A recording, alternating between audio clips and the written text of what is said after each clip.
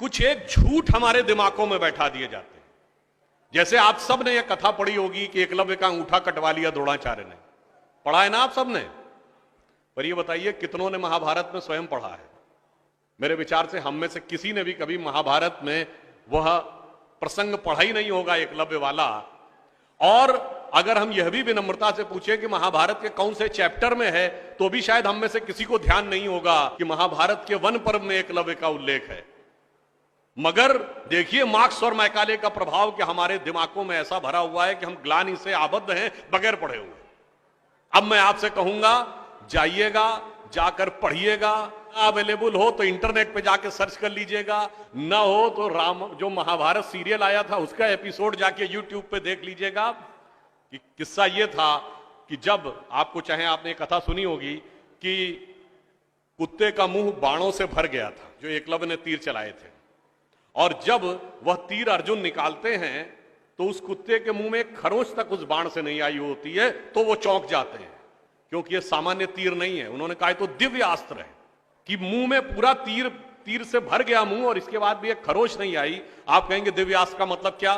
दिव्यास्त्र का मतलब ये है, जैसे रशिया यूक्रेन की लड़ाई चल रही है ना, इससे पहले मिडिल ईस्ट की लड़ाई देती थी, तो जो मिसाइल जाती है वो लेजर गाइडेड जाती है, जिस बिल्डिंग पे गिरना उसी बिल्डिंग पे गिरती है, अगल बगल पे नहीं गिरती, क्योंकि the direction is precise to the metres. पर अगर मुंह के अंदर जाए और खाल पर खरोच ना आए, इसका मतलब it is so much strongly guided that it is precision to the micrometres. तो जब ये वो देखते हैं ये दिव्यास्त्र चलाना, तो उन्होंने कहा दिव्यास्त्र राजा चला सकता है, ये कैसे सीखा इसने? तो जब द्रोणाचार्य उससे पूछते हैं कि तुमने ये किससे सीखा, तो कहता आपसे सीखा गुरुजी। कहते मैं तो तुम्हें जानता नहीं बालक, तुम अपना परिचय दो। अब यहीं पर बिंदु है। एकलव्य क्या कहता है? मैं मगध नरेश जरासंध के प्रधान सेनापति हिरण्यधनु का पुत्र एकलव्य। अरे वो मगध के chief of the arm forces का बेटा था। यदि आप ये कह रहे हैं कि वनवासी था, तो ये भी पूरा वाक्य तो पूरा करो कि वो सेना अध्यक्ष था। मगर देखिए कितनी चालाकी से छुपा लिया आधे तथ्य को, और उसके बाद हमारे दिमागों में भर दिया कि ये बहुत गलत किया गया। बताइए, हमारे हिंदू धर्म के दो महाकाव्य, रामायण और महाभारत, दोनों का रचयिता कौन? रामायण का रचयिता महर्षि वाल्मीकि, जो संस्कृत के आदि कवि माने जाते हैं। आज जो वाल्मीकि समुदाय है वो किसमें आता है? शेड्यूल कास्ट में। महाभारत के रचयिता और वेदांत और मीमांसा के रचयिता महर्षि वेदव्यास, जिनकी मां मछुआरिन थी, वह समुदाय किसमें आता है? कुछ राज्यों में, दिल्ली में शेड्यूल कास्ट में, यूपी में अति पिछड़े में। तो मेरे भाई, संत रैदास, नामदेव, कबीर, दादू, ये सब पूज्य संत हुए, फिर भी हमारे दिमागों में ये भरा जाता है। और कौन भरता है? वो लोग भरते हैं जो अपने यहां समाज के गरीब वर्गों की खरीद फरोख्त करते थे। और आपको यह भी बात बता दूं, जब हम कभी अपने यहां कहते हैं फॉरेन ट्रेवलर्स ने दिखाओ क्या लिखा है, तो मैं यह बात आपसे कहता हूं, इसको भी जाके चेक कर लीजिएगा।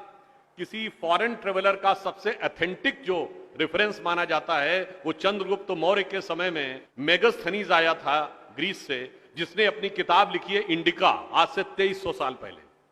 वो इंडिका किताब आज उपलब्ध नहीं है, मगर उसके उदाहरण तमाम जगहों पे हैं, तो प्रूवन है किताब थी। उसने भारतीय समाज में व्यवस्था का वर्णन करते हुए लिखा है कि यहां पर 7 जातियां हैं, मगर महत्वपूर्ण बात यह है यहां इतनी समरसता, इतना सामंजस्य है कि यूनान के समाज के समान यहां कोई समाज का ऐसा वर्ग नहीं है जिसके साथ शोषण या भेदभाव किया जाता हो।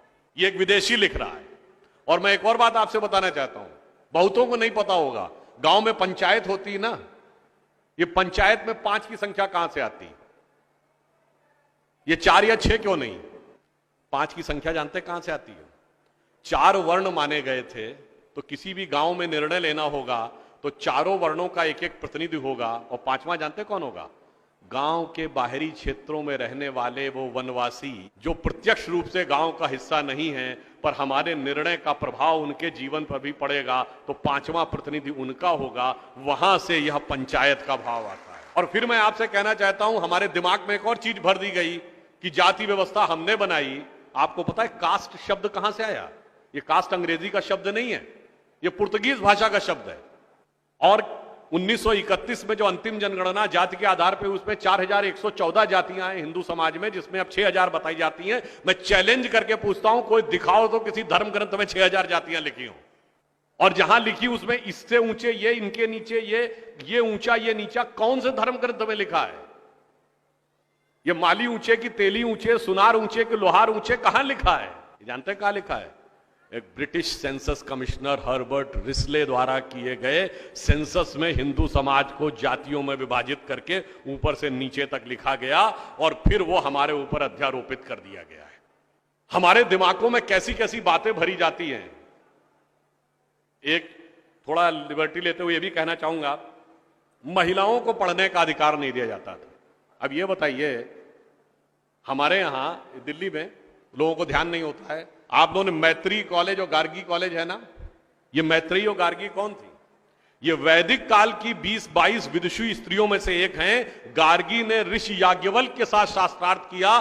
फिर मैं चैलेंज करके कहता हूं, दुनिया में कोई दूसरा धर्म संस्कृति बताइए जहां धर्म पे टिप्पणी करने का अधिकार किसी महिला को हो और किसी धर्म के ज्ञाता के साथ शास्त्रार्थ करने का अधिकार। फिर हमको समझाया जाता है कि हमारे यहां बराबरी नहीं थी।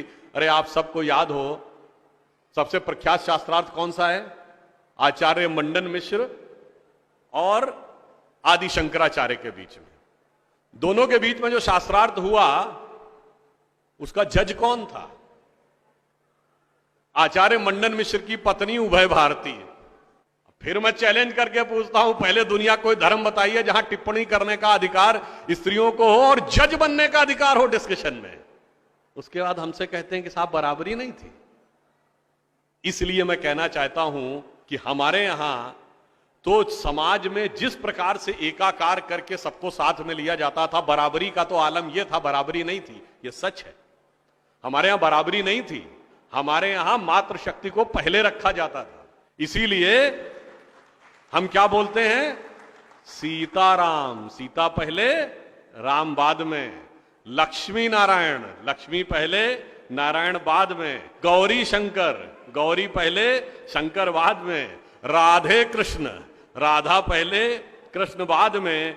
माता पिता, माता पहले पिता बाद में। और इसीलिए हमारे जितने भी प्रतीक हैं, भारत भी माता है, धरती भी माता है, प्रकृति भी माता है, गीता भी माता है, गंगा भी माता है, गाय भी माता है, गायत्री भी माता है।